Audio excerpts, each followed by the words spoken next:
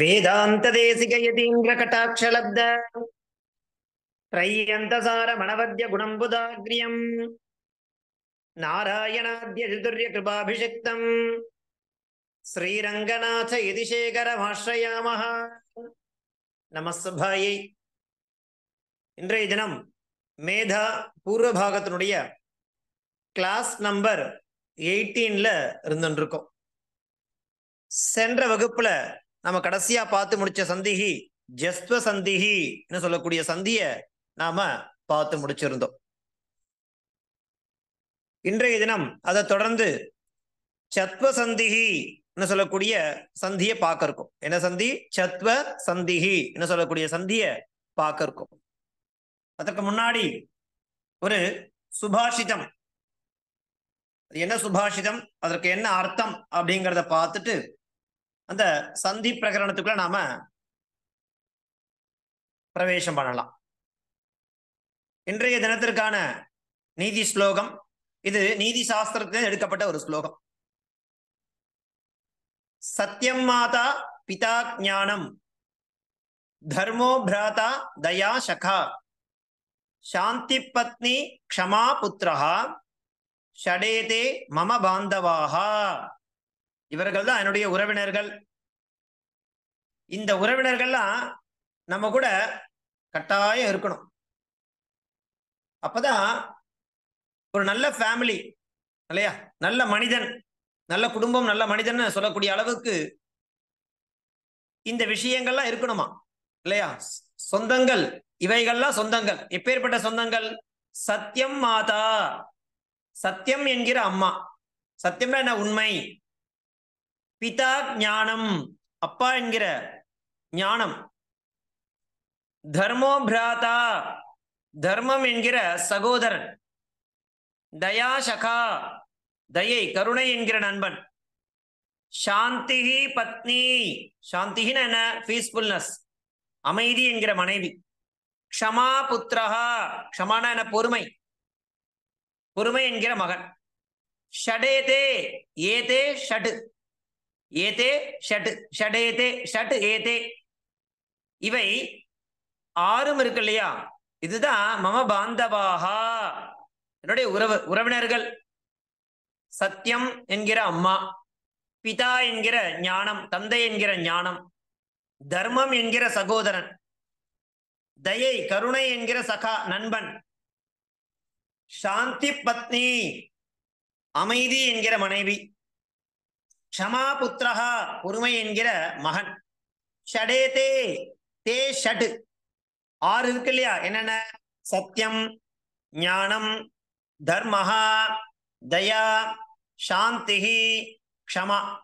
Shut ஏதே மம பாந்தவாஹா, என்னுடைய உறவினர்கள் இவர்கள்லாம் இல்லையா? இது ஒரு நல்ல மனிதனிடத்தில் இருக்கக்கூடிய விஷயங்கள். இவர்கள் தான் குடும்ப உறுப்பினர்கள். ஒரு நல்ல குடும்பம் அப்படின்னா இந்த விஷயங்கள்லாம் கண்டிப்பா இருக்கணும் ஒரு மனிதனிடத்துல. என்னென்ன? சத்தியம், ஞானம், தர்மஹா, தயா, சாந்திஹி, க்ஷமா. ஷட் ஏதே மம பாந்தவாஹா, இவர்கள் என்னுடைய உறவினர்கள் அப்படிங்கிற மாதிரி இன்றைய தினத்திற்கான நீதி சாஸ்திரத்தில் எடுக்கப்பட்ட நீதி ஸ்லோகம்.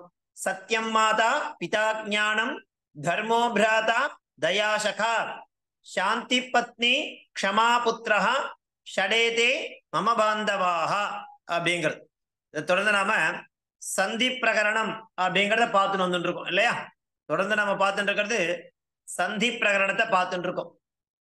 எந்த சந்தி பார்த்துட்டு இருக்கோம் இப்போ அப்படின்னாக்கா 4வது யூனிட் பார்த்துட்டு இருக்கோம் இல்லையா? அந்த 4வது யூனிட் என்ன அப்படின்னாக்கா வெஞ்சன சந்திஹி. அந்த வெஞ்சன சந்தியில நம்ம என்ன பண்றோம்? கிரமமா பார்த்துட்டு வந்துட்டு இருக்கோம். இப்போ அந்த வெஞ்சன சந்தியினுடைய முதல்ல நம்ம பார்த்தது என்னக்கா? சுத்வ சந்திஹி அப்படிங்கிறத பார்த்தோம். என்ன சந்தி பார்த்தோம்? சுத்வ சந்திஹி. என்ன சூத்திரம் அதுக்கு? ஸ்தோ ஸ்துனாஸ்துஹு அப்படிங்கிறது. ஸ்தோ ஸ்துனாஸ்துஹு அப்படிங்கிறத பார்த்தோம் இல்லையா? அப்படின்னா என்ன அர்த்தம் அப்படின்னாக்கா சகார தவர்கயோஹோ சகார சவர்காபியாம் யோகே சகார சவர்கௌ ஸ்தஹா அப்படிங்கிறது அந்த ஸ்துத்வ சந்திஹி இல்லையா? அதை தொடர்ந்து ஸ்டுத்வ சந்திஹி அப்படிங்கிறத பார்த்தோம். அதுக்கு என்ன சூத்திரம்? ஸ்டுனாஷ்டுஹு அப்படிங்கிறது சூத்திரம். ஸ்தோஹோ ஸ்டுனாயோகே ஸ்டுஹு சியாத் அப்படிங்கிறத என்ன பார்த்தோம்? ஸ்டுத்வ சந்திஹின்னு பார்த்தோம். வெஞ்சன சந்தியில ரெண்டாவது. அந்த வெஞ்சன சந்தியில மூன்றாவதான சந்தி என்ன? ஜஸ்துவ சந்திஹி. என்ன பார்த்தோம்? ஜஸ்துவ சந்திஹி பார்த்தோம். சூத்திரம் என்ன? ஜலாம் ஜசோந்தே பதாந்தே ஜலாம் ஜசஹா சிஹு அப்படிங்கிறது ஜஸ்துவ சந்திஹியா நம்ம கடைசியா பார்த்து முடிச்சிருந்தோம். இன்றைய தினம் அந்த வெஞ்சன சந்தியினுடைய நான்காவதாக இருக்கக்கூடியது என்ன? சத்வ சந்திஹி அப்படிங்கிற சந்தி. இதனுடைய சூத்திரம் என்ன? கரிச்ச. கீழே கொடுத்துருக்கா பாருங்க, 11 போட்டு கரிச்ச அப்படிங்கிறது சூத்திரம். கரி பரே ஜலாம் சரஹா சிஹு. அந்த சரஹா அப்படிங்கிறது ஆதேசமா வர்றதுனாலதான் இந்த சந்திஹி அப்படிங்கிறது சத்வ சந்திஹி அப்படிங்கிற பெயரை உடையதாக இருந்துட்டு இருக்கு. கரிபரே ஜலாம் சரஹா சிஹு. நம்ம என்ன பார்க்கணும்? அது என்ன அந்த சூத்திரத்துக்கு அர்த்தம் பாருங்க, மேல கொடுத்துருக்கா பாருங்க. ஞமங்கனான் வர்ஜயித்வா வர்கீய வெஞ்சனானாம் கர்க்கச வெஞ்சனே அப்படின்னா என்ன? கரின்னு அர்த்தம். கர்ன்னு ஒரு பிரத்யாகாரம். கரி பரே தத் தத் வர்கீய பிரதம வெஞ்சனம் ஆதேஷோ பவதி. என்ன பாருங்க, பிரதி வகுப்புல ஒரே ஒரு சந்தி தான் நம்ம பார்த்துட்டு இருக்கோம். குழப்பமே கிடையாது, எந்த கன்ஃபியூஷனும் கிடையாது. ஒரு வகுப்புலையும் ஒரு சந்தி, அதனுடைய டெஃபினிஷன், அதற்கு என்ன சூத்திரம், அந்த சூத்திரத்தினுடைய தாத்பரியம் என்ன, அதற்கு என்ன உதாகரணம் அப்படிங்கிறத கிளீனா தெளிவா நம்ம பார்த்துட்டு இருக்கோம். இதுவரை நடந்த பாடங்கள்லாம் நம்ம என்ன பண்ணணும் சொல்லியிருக்கேன். நான் ஏற்கனவே சிந்தனை பண்ணணும். நடந்து முடிந்த பாடங்களை கரெக்டா அந்தந்த டாபிக் நேர அதை எழுதியிருக்கணும். அதற்கு நான் சொன்ன மாதிரி அதனுடைய லட்சணம், சூத்திரம் என்ன, சூத்திரத்தினுடைய அர்த்தம் என்ன, உதாகரணம் என்ன அப்படிங்கறத நம்ம அழகா எழுதி அப்படியே ஃபாலோ பண்ணிட்டே வந்தாக்கா எந்த குழப்பமும் கிடையாது. இப்ப நம்ம என்ன பார்த்துட்டு இருக்கோம்? சத்வ சந்திஹின்னு பார்த்துட்டு இருக்கோம். என்ன அதுக்கு அர்த்தம்? ஞமகணனானாம் வர்ஜயித்வா. வர்ஜயித்வான என்ன? தியக்வா, விட்டு விட்டு. எதுல? அந்த வர்க்கம் இருக்கு இல்லையா, கவர்க்கம் சவர்க்கம் டவர்க்கம் தவர்க்கம் பவர்க்கம் இருக்கு இல்லையா, அதுல கடைசியா இருக்கக்கூடிய பஞ்சம வர்ணம்னு சொல்லக்கூடிய ஞ ம ங ந ந அப்படிங்கிற வர்ணங்களை வர்ஜயித்வா வர்கீய வெஞ்சனானாம் கர்க்கச வெஞ்சனே பரே. வர்கீய வெஞ்சனா என்னது? கவர்க்கம் சவர்க்கம் டவர்க்கம் தவர்க்கம் பவர்க்கம். இதுல கர்க்கச வெஞ்சனே பரே, கர்க்கச வெஞ்சனா என்ன? கரி. ஏற்கனவே இதுக்கு நாம என்ன பண்ணிருக்கோம்? அக்ஷர பிரகரணம் பார்க்கும் பொழுது ரொம்ப தெளிவா நாம கொடுத்திருந்தோம். என்ன? கர்க்கச வெஞ்சனா என்ன? அதாவது வர்கீய வெஞ்சனானி இல்லையா, வெஞ்சனம் அப்படி பிரிச்சோம் இல்லையா, ஸ்வர வர்ணங்களை தனியா பிரிச்சோம், வெஞ்சன வர்ணங்களை தனியா பிரிச்சோம். அந்த வெஞ்சன வர்ணங்களை நம்ம பிரிக்கும் பொழுது என்ன பண்ணோம் அப்படின்னாக்கா கர்க்கச வெஞ்சனானி அப்படின்னு ஒரு அதனுடைய அது அந்த வெஞ்சனத்துல விபாகம் பிரிச்சோம் இல்லையா. அதே மாதிரி அவர்கீய வெஞ்சனானின்னு சொல்லும் போது ரெண்டு இருக்கு, அந்தஸ்தாக ஊஷ்மானாக இல்லையா, யரலவ சஷசாக, அதெல்லாம் அவர்கீய வெஞ்சனானி. அப்ப வர்கீய வெஞ்சனானின்னு என்ன அப்படின்னாக்கா கவர்க்கம் சவர்க்கம் டவர்க்கம் தவர்க்கம் பவர்க்கம் அப்படிங்கறத நம்ம ஏற்கனவே அழகா பார்த்து முடிச்சிருக்கோம். அதுல பாருங்க, மறுபடியும் என்ன பண்றோம்னாக்கா மிருது வெஞ்சனானி கர்க்கச வெஞ்சனானி ரெண்டா பிரிச்சோம். மிருது வெஞ்சனானினா என்ன? ஹஷ் இல்லையா. மிருது வெஞ்சனானினா என்ன? அஷ் அப்படிங்கிற பிரத்யாகாரத்துல அந்தர்பாவமா இருக்கக்கூடிய அந்தர்பூதமா இருக்கக்கூடிய வர்ணாகா. அது எதை குறிக்கும் அப்படின்னாக்கா, அதாவது மிருது வெஞ்சனம்னா என்ன, கர்க்கச வெஞ்சனம்ன்றது நம்ம அக்ஷர பிரகரணத்திலேயே பார்த்திருக்கோம் இல்லையா. மிருது வெஞ்சனம்னா என்ன? அதாவது ஏகைகஸ்யாபி வர்க்கஸ்ய ஒரு வர்க்கத்தினுடைய அந்திமத்துல இருக்கக்கூடிய வர்ணம் இருக்கு இல்லையா, அந்திம எத்தனை இருக்கு அப்படின்னாக்கா திரையோவர்ணாகா.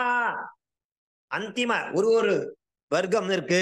ஏகைகஸ்யாபி வர்க்கஸ்ய கவர்க்கம் சவர்க்கம் டவர்க்கம் தவர்க்கம் பவர்க்கம் ஒரு வர்க்கத்தினுடைய கடைசி 3 எழுத்து இருக்கு இல்லையா. என்ன இருக்கு? வர்க்கஸ்ய அந்திம ஸ்திரயோவர்ணாக இருக்கு இல்லையா, அந்த கடைசி 3 எழுத்துக்கு என்ன பேருனாக்கா பிரதி வர்க்கத்துல இருக்கக்கூடிய எழுத்துக்களுக்கு அஷ்ன்னு பேரு அல்லது மிருதுவஞ்சனானின்னு பேரு. நல்லா நோட் பண்ணிக்கணும். மிருதுவஞ்சனா என்ன? மிருதுவஞ்சனத்துக்கு இன்னொரு பேர் என்ன? ஹஷ். ஹஷ்னா பிரத்யாகாரம். அந்த மிருதுவஞ்சனா என்ன எதை குறிக்கும்னாக்கா ஒரு வர்க்கம் இருக்கு இல்லையா, கவர்க்கம், சவர்க்கம், டவர்க்கம், தவர்க்கம், பவர்க்கம். ஒரு வர்க்கத்தினுடைய கடைசி 3 எழுத்து. அப்ப முதல் 2 எழுத்தை விட்டுறணும்னு அர்த்தம் இல்லையா? முதல் 2 எழுத்து விட்டுட்டாக்கா கடைசி 3 எழுத்துக்கு என்ன பேரு அப்படின்னாக்கா மிருதுவஞ்சனானி அல்லது அஷ் அப்படிங்கிற பெயரை குறிக்கும். அடுத்தது கர்க்கச வஞ்சனானின்னா என்ன? அப்ப நம்ம என்ன பண்ணோம், வர்க்கத்தினுடைய 2 எழுத்தை விட்டுட்டு போனோம் இல்லையா, பிரதம துதிய அக்ஷரத்தை விட்டுட்டு தானே திருத்தீய சதுர்த்த பஞ்சம வர்ணங்களுக்கு என்ன கொடுத்தோம் அப்படின்னாக்கா மிருதுவஞ்சனானின்னு கொடுத்துட்டோம்.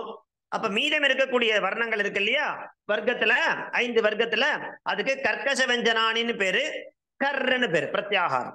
என்ன பிரத்யாகாரம் கொடுக்குறோம்? கர் அப்படின்ற பிரத்யாகாரம். அதுக்கு என்ன அர்த்தம்? கர்க்கச வஞ்சனானி அல்லது கர் பிரத்யாகாரத்துக்கு ஏகைகஸ்யாபி வர்க்கஸ்ய ஆத்யௌ துவௌ வர்ணம். ஆத்யௌ துவௌ வர்ணம். முதல்ல 2 வர்ணம் இருக்குல்ல, க க ச ச ட ச ச ச ப ப, அதுவும் கூட ச ஷ ச, இந்த 3 வர்ணங்கள் சேர்த்துக்கணும். ஏதே என்னன்னு பேரு? கர்க்கச வஞ்சனானி அப்படின்னு பேரு அல்லது கர் பிரத்யாகாரம்னு பேரு. இதை நாம தெரிஞ்சுக்கணும். இதை நாம ஏற்கனவே தெரிஞ்சுட்டோம். இந்த சந்தி அப்படிங்கிற விஷயத்துக்குள்ள நம்ம பிரவேசம் பண்றதுக்கு முன்னாடியே அக்ஷர பிரகரணம் அப்படிங்கிற விஷயத்துல ஸ்வரவர்ணம்னா என்ன, வெஞ்சன வர்ணம்னா என்ன, ஸ்வரவர்ணத்தை எப்படி விபாகம் பண்ணோம், வெஞ்சன வர்ணத்தை எப்படி விபாகம் பண்ணோன்றத நாம அக்ஷர பிரகரணத்துல நன்னா பார்த்தோம். அந்த அக்ஷர பிரகரணம் இப்ப நான் சொன்ன விஷயங்களை நன்னா தெரிஞ்சிருந்தா இங்க நம்ம கரின்னு சொல்லும் பொழுது அல்லது கர்க்கச வெஞ்சனே சொல்லும் பொழுது நமக்கு நன்னா புரியும். இந்த அக்ஷர விபாகத்துல இந்த கர்க்கச வெஞ்சனா என்ன, கரினா என்னன்னு தெரியாமலே இங்க நம்ம சத்துவ சந்திக்குள்ள வந்தோம்னா நமக்கு ஏதோ கண்ணை கட்டி காட்டுல விட்டா மாதிரி இருக்கும். இப்ப பாருங்க, இப்ப நான் உங்களுக்கு ரிமைண்ட் பண்ணிட்டேன். மிருதுவஞ்சனா என்ன? ஹஷ் என்ற பிரத்யாகாரத்துல இருக்கக்கூடிய வர்ணங்கள், அதுக்கெல்லாம் மிருதுவஞ்சனானின்னு பேரு. எது எது? ஒரு வர்க்கத்தினுடைய 5 வர்க்கம் இருக்கு. ஒரு வர்க்கத்தினுடைய அந்திம ஸ்திரயா வர்ணாக, கடைசி 3 எழுத்துக்களுக்கு என்னன்னு பேரு அப்படின்னாக்கா அதுக்குதான் என்ன பேரு? அது கூட என்னென்ன சேர்த்துக்கிறா பாருங்க, யரலவ ஹ, யரலவ ஹ, இந்த வர்ணங்களுக்கெல்லாம் மிருதுவஞ்சனானின்னு பேரு. இதை தவிர மீதி இருக்கக்கூடிய வர்ணங்கள் இருக்கு இல்லையா, என்னென்ன இருக்கு? வர்க்கத்தினுடைய பிரதம துதிய வர்ணம், அப்புறம் என்ன இருக்கு? ச ஷ ச, இதெல்லாம் கர்க்கச வெஞ்சனானின்னு பேர். வெஞ்சன வர்ணங்களை 2ஆ பிரிக்கிறா, வேற ஒண்ணுமே கிடையாது. மிருதுவஞ்சனம், கர்க்கச வெஞ்சனம். மிருதுவஞ்சனத்துக்கு ஹஷ்ன்னு பேரு, கர்க்கச வெஞ்சனுக்கு கர்ன்னு பேரு. அந்த மிருதுவஞ்சனத்தில் இருக்கக்கூடிய வர்ணங்கள் என்னென்ன அப்படின்னாக்கா ஒவ்வொரு வர்க்கத்தினுடைய அந்திம திரையோ வர்ணாக, அதுவும் கூட என்ன சேர்த்துக்கணும்? யரலவ ஹ, இதெல்லாம் என்ன பேரு? மிருதுவஞ்சனானி அல்லது அஷ்ன்னு பேரு. சரி, மீதி இருக்கக்கூடிய வர்ணங்களுக்கு கர்க்கச வெஞ்சனானி அல்லது கர்ன்னு பேர். என்னென்ன வர போறது? ஏகைகஸ்யாபி வர்க்கஸ்ய ஆத்யௌ துவௌ வர்ணம், அதுவும் கூட என்ன சேர்த்துக்கிறோம்? ச ஷ ச, இது திரையோஹோ வர்ணாக சேர்த்து என்ன பேரு? கர்க்கச வெஞ்சனானி அல்லது கர் பிரத்யாகாரஹ அப்படின்னு பேரு. சரியா? இதை தெரிஞ்சுனாதான் இங்க வர முடியும். இங்க பாருங்க, இப்ப நம்ம சத்துவ சந்திஹி அப்படிங்கிற சந்தி இந்த இன்றைய தினம் பார்த்துட்டு இருக்கோம். இதனுடைய சூத்திரம் என்ன? கரிச்ச கரிச்ச கரிபரே ஜலாம் சரஹா ஸ்யுஹு. சரி, இதனுடைய அர்த்தம் மேல இருக்கு பாருங்க, விளக்கம். ஞமகணனானு வர்ஜயித்வா, ஞமகணானு வர்ஜயித்வா அப்படின்னா அர்த்தம் ஒரு வர்க்கத்தினுடைய பஞ்சம வர்ணத்தை என்ன பண்றா? வர்ஜயித்வா. வர்க்கீய வெஞ்சனானா, வர்க்கீய வெஞ்சனங்களுக்கெல்லாம் என்ன ஆகும்? கர்க்கச வெஞ்சனே பரே இல்லையா? கர்க்கச வெஞ்சனமானது பரமா, அது கரி அப்படிங்கிறது பரமா இருக்கும் பொழுது அந்த வர்க்கீய வெஞ்சனம் கடைசியில இருக்கு. அப்ப அதுக்கு என்ன வரும்னாக்கா தத்தத் வர்க்கீய பிரதம வெஞ்சனம் ஆதேஷோ பவதி. அவ்வளவுதான், வெரி சிம்பிள். ஞமகணனானு வர்ஜயித்வா, வர்க்கீயான அப்படின்னா பஞ்சம வர்ணம் இல்லாம வர்க்கத்தினுடைய 4 எழுத்துக்கள் பூர்வமா இருக்கு, அதுக்கு கர்க்கச வெஞ்சனமானது பரமா இருக்கு, கரின்றது. அந்த மாதிரி இருக்கும் பட்சத்துல அந்த வர்க்கீய வெஞ்சனம் இருக்கு இல்லையா பூர்வத்துல, அதனுடைய முடிவுல இருக்கும், அதனுடைய ஸ்தானத்துல எந்த வர்ணம் இருக்கோ அந்த வர்ணத்தினுடைய தத் வர்க்கீய பிரதம வெஞ்சனம் ஃபர்ஸ்ட் எழுத்தானது வந்துடும். ஆதேசோ பவதி. அந்த மாதிரி வரக்கூடிய சந்திக்கு என்னன்னு பேருனாக்கா சத்வ சந்திஹி அப்படின்னு பேரு. அதுக்குதான் சூத்திரம் கரிச்ச. சரி, இப்ப நம்ம என்ன பண்ண போறோம், இத உதாகரணம் அதோட சேர்த்து பார்க்கும் பொழுது நமக்கு இன்னும் ஸ்பஷ்டமா புரியும். பாருங்க, வர்க்கீய வெஞ்சனானி பிளஸ் கர்க்கச வெஞ்சனானி என்ன வரப்போகுது, அதனுடைய இடத்துல இக்கு இச்சு இட்டு இத்து இப்பு காச்சாட்டா தாப்ப இல்லையா, அர்த்த மாத்திரால சொல்லணும்னாக்கா இக்கு இச்சு இட்டு இத்து இப்பு இந்த வர்ணங்கள் தான் ஆதேசமாக வரப்போகிறது. இந்த வர்ணங்கள் ஆதேசமாக வரக்கூடிய சந்திக்கு எந்த பேருனாக்கா சத்வ சந்திஹி அப்படின்னு பேர். இது வெஞ்சன சந்தியை நாம கிரமமா பார்த்துட்டு இருக்கோம் இல்லையா, அதனுடைய 4வது வரிசையில இந்த சந்திஹி அமைஞ்சிருக்கு. அதுக்கு என்ன பேரு, சத்வ சந்திஹி. சரி, வர்க்கீய வெஞ்சனானி இருக்கு, எங்க இருக்கு, உதாரணம் பாருங்க, திக் என்ன இருக்கு, திக் கடைசியில இக்குன்னு முடிச்சிருக்கு. சரி, கர்க்கச வெஞ்சனானினா எது அப்படின்னா பண்ண சொல்லிட்டோம், பிரதம த்விதீய வர்ணம் அல்லது ச ஷ ச இதெல்லாம் வந்து கர்க்கச வெஞ்சனம் சொல்லிட்டோம். அங்க பாருங்க பகாரம் இருக்கு, அது பிரதமாட்சரம் தானே இல்லையா, கர்க்கச வெஞ்சனம் தானே. அப்போ திக்கு பிளஸ் பாலஹா என்ன வரணும் அப்படின்னாக்கா, திக்குன்னு சொல்லும் போது இக்கு இருக்கு, இக்குன்றது கவர்க்கம். அப்ப அந்த கவர்க்கத்தினுடைய முதல் அக்ஷரம் என்ன, இக்கு, அது ஆதேசமா வந்துட போறது. திக்கு பிளஸ் பாலஹா திக் பாலஹா அப்படின்னு ரூபம் சித்திக்கும். ரெண்டாவது விராடு பிளஸ் புருஷா, விராடு பிளஸ் புருஷா, இடுன்றது என்னது அப்படின்னாக்கா அது வர்க்கீய வெஞ்சனானி தானே, வர்க்கத்துல இருக்கக்கூடிய வெஞ்சனம் தான். சரி, கர்க்கச வெஞ்சனம் என்ன, பகாரமானது பரமா இருக்கு இல்லையா, புருஷான்னு சொல்லும் போது ப, அப்போ இங்க இடுன்றது ட இல்லையா, அப்ப டவர்க்கம். அப்ப என்ன வர போறது, பிரதம டகாரம் வந்ததுனாக்கா விராடு பிளஸ் புருஷான்னு இருக்கிறது விராட் புருஷா அப்படின்னு ரூபம் சித்திக்கும். அடுத்தது விபது காலஹா, விபது காலஹா, தகாரமானது வர்க்கீய வெஞ்சனம், காலஹான்னு சொல்லும் போது ககாரமானது என்ன இருக்கு, கர்க்கச வெஞ்சனமா இருந்துருக்கு, தர்து தவர்க்கம். அந்த இதுக்கு பதிலா தவர்க்கத்தினுடைய முதல் எழுத்து என்ன அப்படின்னாக்கா என்ன வர போறது பாருங்க, விபத் காலஹா அப்படிங்கிற ரூபமானது சித்திக்கும்.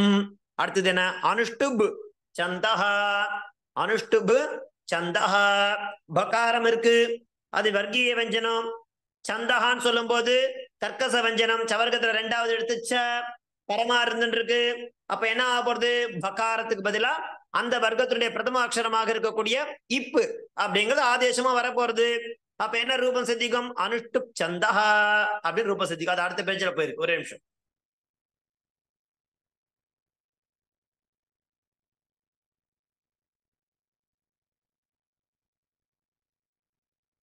பாருங்க, அனுஷ்டுபு சந்தஹான் தானே இருந்தது, பகாரத்தினுடைய ஸ்தானத்துல அந்த அந்த வர்க்கத்தினுடைய பிரதமாட்சரம் என்னது, பகாரம். அப்ப ரூபம் என்னன்னு சிந்திக்குது, அனுஷ்டுப் சந்தஹா, அனுஷ்டுபு சந்தஹான்னு இருந்தது, அனுஷ்டுப் சந்தஹா அப்படின்னு ரூபம் சிந்திக்கும். இப்ப பாருங்க, அந்நியத் உதாரணம் கொடுத்திருக்கா, இதுல நன்னா நமக்கு ஸ்பஷ்டமா புரியும். அஸ்மது பிளஸ் புத்திரஹா, தகாரம் அது என்னது அப்படின்னாக்கா வர்க்கீய வெஞ்சனம், புத்திரஹான்னு சொல்லும் போது கர்க்கச வெஞ்சனம் பரமா இருக்கு, தகாரம் தவர்க்கம், அப்ப பிரதமாட்சரம் இத்து, அஸ்மத் புத்திரஹா ரூபம் சித்திக்கும். சம்பது புத்திரஹா, சம்பத் புத்திரஹா, உது பிளஸ் பததி உத் பததி, தாத்ருக் பிளஸ் கர்ம தாத்ருக் கர்ம, விராடு பிளஸ் குத்ர விராட் குத்ர இல்லையா.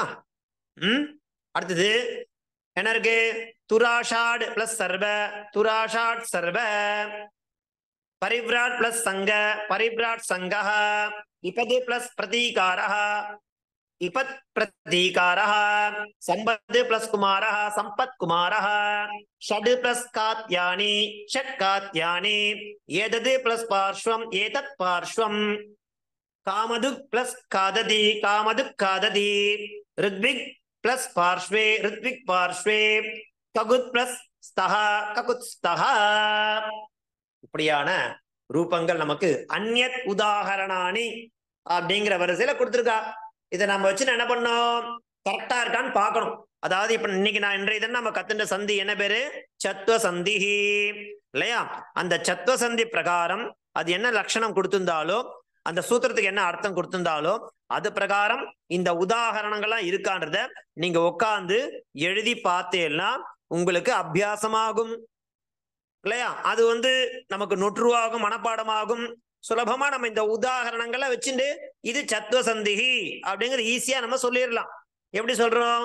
ஞமகணனானாம் வர்ஜயித்வா வர்க்கீய வெஞ்சனானாம், அந்த வர்க்கீய வெஞ்சனங்கள் இருக்கு இல்லையா, அப்படி இருக்கு பரமா இருக்கும் பொழுது, சாரி பூர்வமா இருக்கும் பொழுது, கர்க்கச வெஞ்சனே பரே, கர்க்கச வெஞ்சனமானது பரமா இருக்கும் பொழுது அத கரி பரே தத் வர்க்கீய பிரதம வெஞ்சனம் ஆதேசோ பவதி.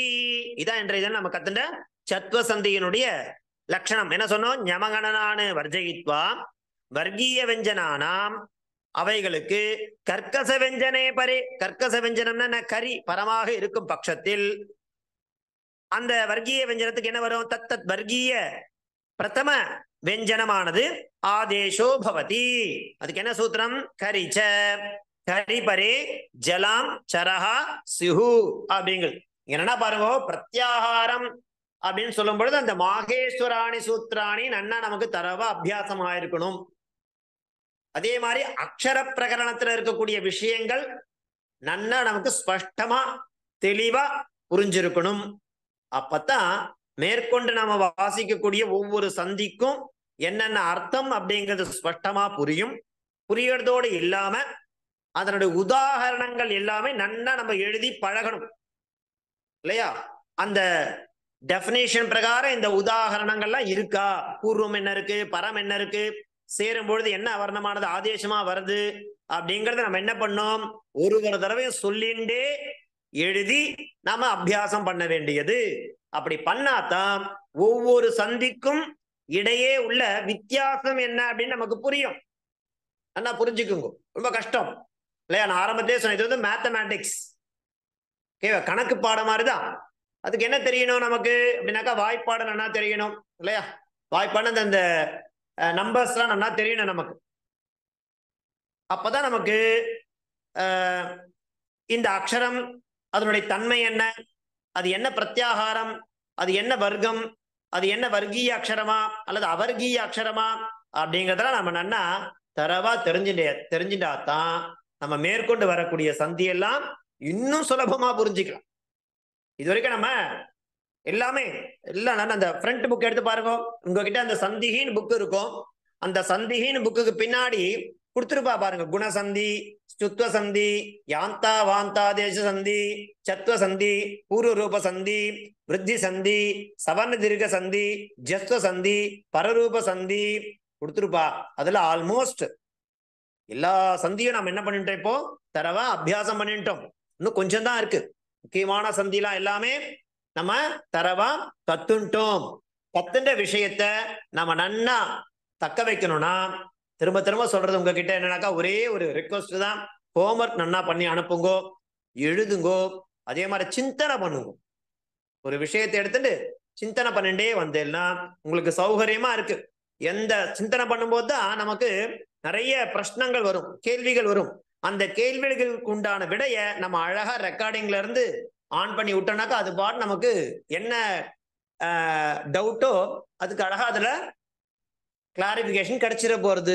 அதனால பாருங்கோ, அபியாசம் பண்ணுங்கோ. இன்றைய தினத்திற்கான அவகாசம் ஆயிடுத்து. இன்றைய தினம் நம்ம கத்தன சந்திக்கு என்ன பேரு?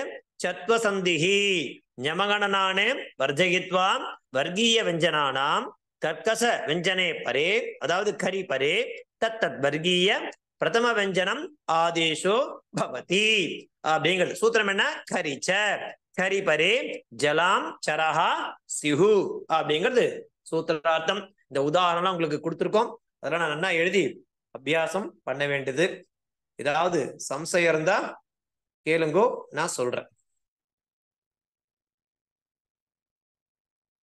கேக்குறதா? அடிபலா இருக்கா? புரிஞ்சுதா?